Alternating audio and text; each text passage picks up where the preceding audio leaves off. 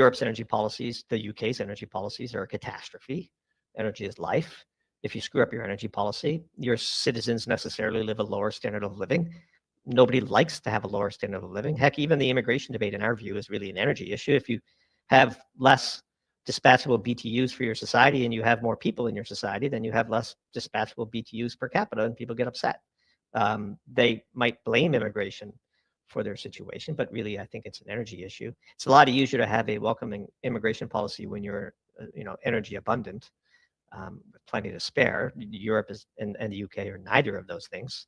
And so instead of addressing the core issues, bureaucratic malaise, overregulation, and a terrible energy policy, they've decided to sort of smear and minimize their opponents, call them all far right, or all the buzzwords.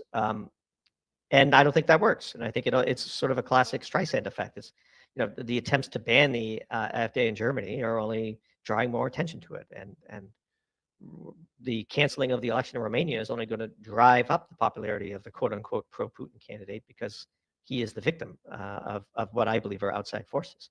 And so this Georgia sort of when the former president of Georgia now left residence, and she said, I believe she said something to the effect of, I'm taking the credibility of the institution with me. I think that was a pretty interesting moment to start 2025. And once Trump gets sworn in, assuming he does, I think that's going to mark, a significant change. You just look around the world. Trudeau resigned.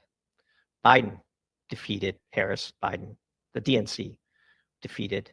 Stammer falling apart, holes in the tank. Macron can barely form a government in France.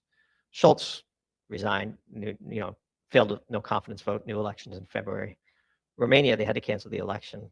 Austria, a quote far-right candidate wins a plurality of the vote, and they're denied the right to even try to form a government.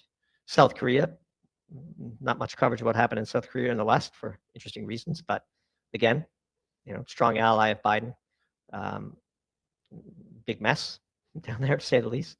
Everywhere we look, reactionary populism on the march, something we'd warned about, of course, for many years. I mean, you starve people of energy, as we like to say, on the path from abundance to starvation is riot.